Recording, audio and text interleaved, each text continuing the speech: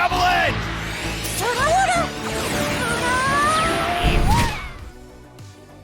Hi, I'm Professor Silver, and today I'll break down the history of Brock's Sudowoodo, detailing his transformation from a timid little Bonsly into a steadfast ally. As a wild Pokemon, Bonsly lived alone with no one to care for him. He was small and inexperienced, so he cried at the slightest provocation. During his Battle Frontier debut and From Cradle to Save, these challenges nearly doomed him when a gang of Cantonian ninjas falsely accused him of stealing their berries. Fortunately, Brock proved Bonsly's innocence by showing he was too young to eat solid food. In doing so, Brock earned Bonsly's trust. He further gained the Pokemon's affection by protecting him from Team Rocket. Seeing how the ninjas unfairly treated Bonsly inspired Brock to catch him. Bonsly was stoked to join the team, but before being caught, he wanted to prove his strength against Foretress. Despite using fake tears and Double Edge, he was ultimately overwhelmed by Rapid Spin and Spikes. This led to his eventual capture. Notably, Bonsly avoided Double Edge recoil damage thanks to his Rockhead ability. After capture, Bonsly developed a father-son relationship with Brock. The bond first deepened during the Pokemon Orienteering competition in the episode Off the Unbeaten Path. Throughout the event, Brock carefully watched over Bonsly, ensuring his safety. In return for Brock's love, Bonsly occasionally provided utility support. The most notable example was its attempt to help reconnect a golden Sudowoodo with its trainer in All That Glitters Is Not Golden. Bonsly required more care from Brock than his other Pokemon, as he craved attention. Like Misty with Togepi, Brock could often be seen carrying and bottle-feeding Bonsly. While Bonsly wasn't as helpless as Togepi, he still needed plenty of nurturing.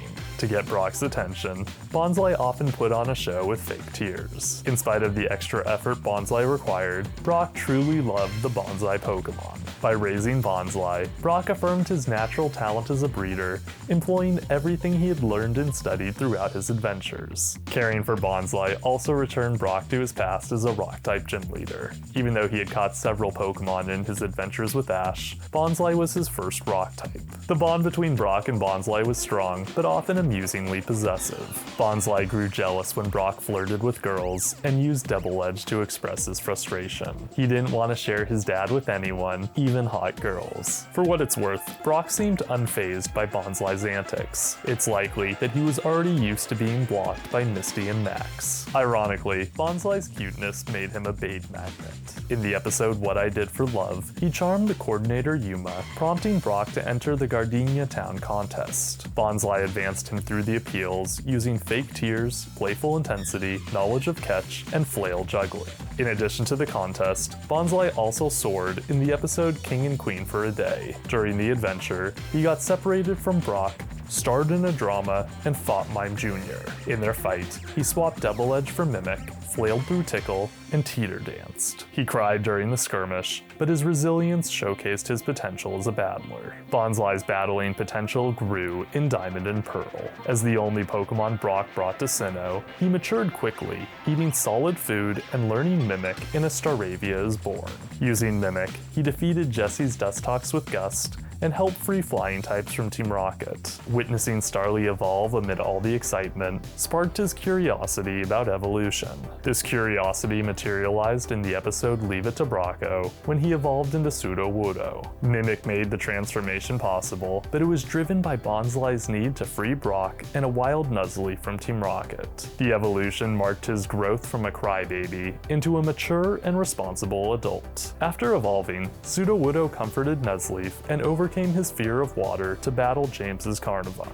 To win the match, he used Double Edge, Flail, and a mimicked Bullet Seed. From then on, Sudowoodo became a loyal member of Brock, Ash, and Dawn's gang. His personality mirrored Brock's caring and dependable nature. When summoned, he often saluted Brock as a gesture of his loyalty. Like Brock, Sudowoodo struggled when feeling unhelpful. This was seen in All Dressed Up with Somewhere to Go, when he briefly despaired over not being chosen for the dress-up contest. contest. Despite these moments, he always bounced back and embraced his playful side. This could best be shown in Steamboat Willie's. During the episode, he idolized Weasel, played piano, and danced up a storm. Sudowoodo's loyalty extended to the battlefield, where he proved himself to be a formidable fighter. Though his opponents weren't the toughest, he never lost a single battle in Diamond and Pearl. The closest he came to losses were in One Big Happiny Family when Cacnea hit him with Needle Arm, and Try for the Family Stone when Team Rocket thwarted his efforts to stop them. Win-wise, he defeated a Bagon at the Heart Home City Tag Battle in Tag Warette, Restaurateur Kylie's Munchlax in a full course tag battle, James's Carnivine in With the Easiest of Grace, in Engineer's Metang and Bibarel Nas Best, a Furret at the Battle Tower in challenging a towering figure, and Meowth in Memories Are Made of Bliss. Sudowoodo nearly beat Maryland's Cherubi in battling acute drama, but James prematurely ended the match. That said, the battle helped Maryland appreciate the beauty of all Pokemon regardless of their appearance. In Hot Spring and a Leak, Sudowoodo further demonstrated his strength by joining forces with Ash's Chimchar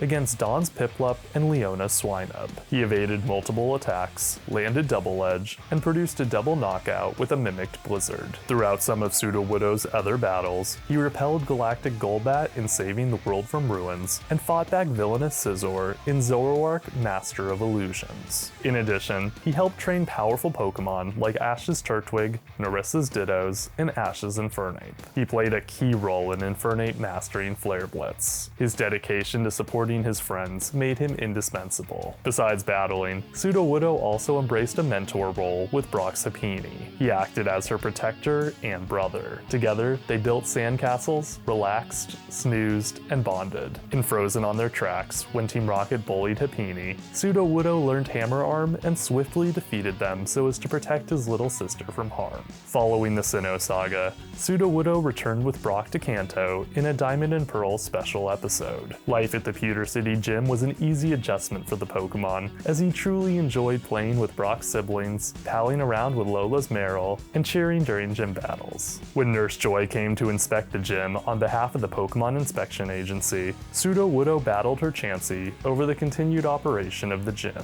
Sadly, he lost the match after Chansey dodged Hammer Arm, used Attract, landed Double Slap, and fired off Egg Bomb. Despite the loss, the Pewter Gym was allowed to remain open. After missing out on Black and White and XY, Sudowoodo accompanied Brock to Alola in the Sun and Moon episode Heart of Fire, Heart of Stone. While in Alola, he battled Akala Island Kahuna Olivia's Lycanroc.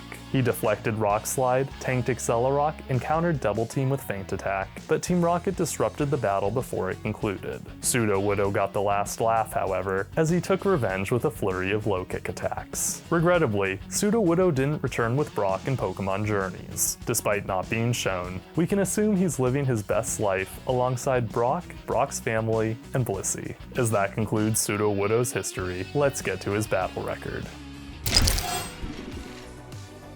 Sudowoodo defeated Jesse's Dustox, James's Carnivine, Jesse's Seviper, Bagon, Kylie's Munchlax, Engineer's Metang, Furret, Galactic Golbat, and Meowth. He lost to Brock's Foretress and Joy's Chansey. Sudowoodo tied with Leona's Swinub and Dawn's Piplup.